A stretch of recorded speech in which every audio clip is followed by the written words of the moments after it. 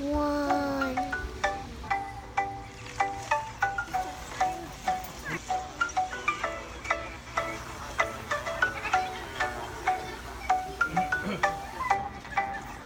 His name is Rusty, and this is the smallest falcon found here in North America. They're boys. Make them wake up. Yes. Can you wake them up? Hi, kangaroos. Kangaroos, wake up. They eat and then avoiding becoming food themselves. So most of the night they'll spend hunting and foraging for different types of fruits. If you've ever peeled the bark off of trees to get to the sticky sap, they'll do the same thing with their really sharp, powerful jaws. But they also eat bugs. He's getting his in any of the ground-dwelling predators. He does have a long prehensile tail, so like a monkey's tail. It'll act like an extra arm or leg and help him hold on. He weighs about as much as a candy bar, as much as a Snickers bar, so he can scurry up the trees, escape things like dingoes, snakes. But then he's vulnerable to birds of prey from the sky. So he's called a sugar glider. So he can jump from a high point to a low point and go over 150 feet. I know those. You know them. We have some down in our village, Nairobi Station. We have some that sleep there too. Why do you have such a long tail? Why does he have such a long tail? It helps him balance when he's climbing, and he can wrap around. It acts like a safety line. But then when he's gliding, it helps him steer. And when he lands, it's more like a controlled crash landing than anything else. What is his ears for? What are his ears for? What do you think they're for? Right Hearing. here. No touching. Hearing. What do you think he wants to listen for? Food. Food, absolutely. He'll listen for bugs. He might also listen to predators, things sneaking up behind him, right? Yeah. Crickets. He always makes a sound. He is going to eat a cricket, and they like to make lots of noises. But for anyone walking up, my name's Caitlin. If you have questions for me, I'm an animal trainer here, and this is Stitch. He's one of our sugar gliders. And they are super, super cute. They're common in the pet trade. It's illegal to have them as pets here in California. Not because we're mean, but as you walk around the safari park today, you'll notice we have tons of eucalyptus trees, and that's what sugar gliders call home in Australia. And if a breeding pair got out, they could potentially displace a lot of our native species, which is exactly what happened on the island of Tasmania. Sugar gliders are not native to Tasmania, and they were introduced there, and they're doing extremely well.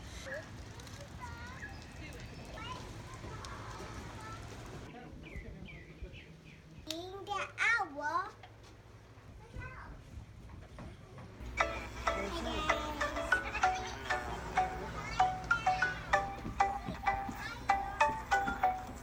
Let's go to the zoo.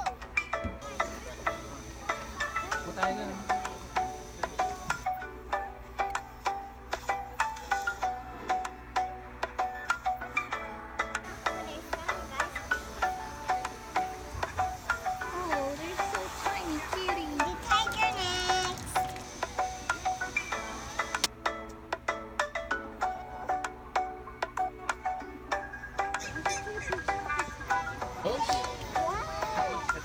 What's the tiger doing?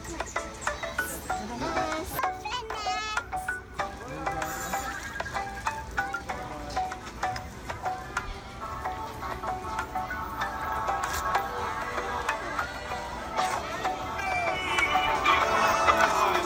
Está listo con el safari, ¿no?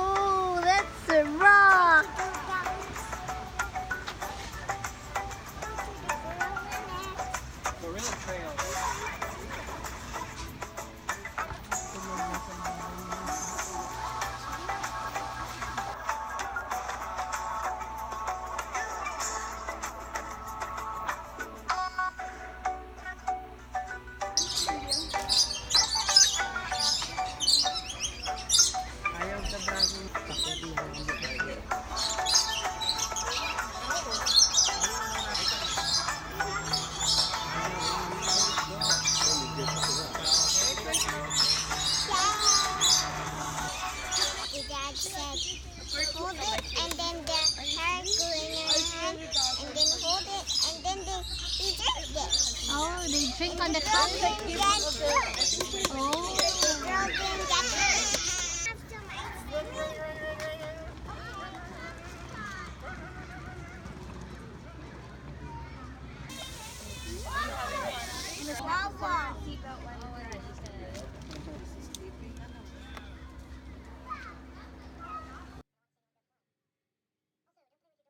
Starting off to the left-hand side of our tour vehicle here, where we will briefly see some giraffes. Just a quick moment here, though.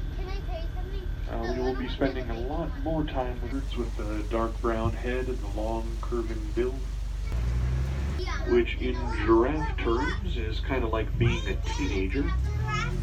Giraffe. Here are a couple adult giraffes on our left, reaching their long necks up into the base of the pepper tree and using their tongues to try and grab hold of some of the food.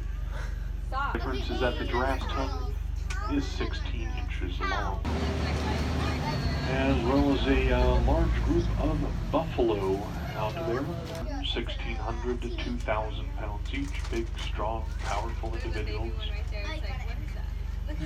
Dromedary camel. That's the type with one hump on them because they have the single hump on their backs. But we will just see a dromedary camel because the dromedary camel comes from the smaller copper orange colored animals. Those are called Uganda cow. Our left, closest to us, shaggy brown animal with white circles around their tails. Water buck, called the hemp. Eland can get to be as big as 2,000 pounds, literally a ton.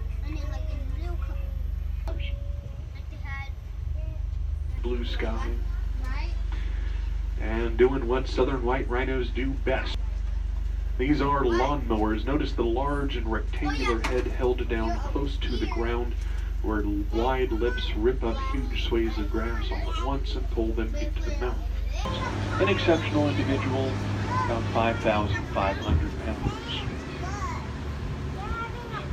And we are, as I said, going to see what would be what the rhino wants to do, is scratch himself. Trees, rocks, bushes, all of that very good. Especially as you'll notice, the rhino has itself all covered up in mud.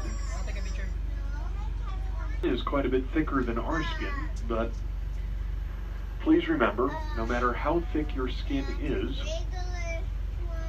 it is still skin. UV as we are. As you'll notice, they don't have fur, they don't have feathers, they don't have scales. Those are the things that protect most other animals. Rolling around in the mud, hot day, then it protects you from the sun as well. And I do want to point out here our youngest baby giraffe, about half a year old. If you see the first palm tree on the other side of the truck, the baby giraffe is kind of kissing the side of that palm tree. It is next to him.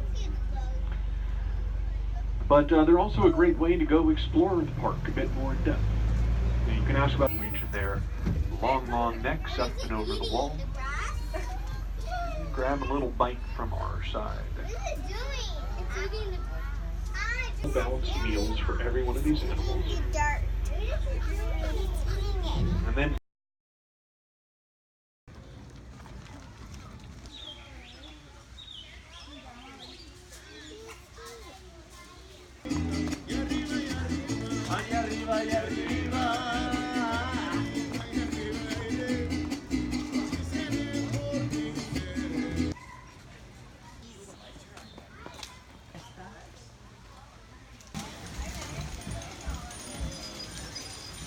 They usually have like, if you want to.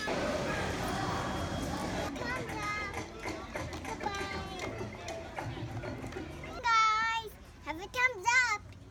Don't forget to subscribe. Thank you for watching.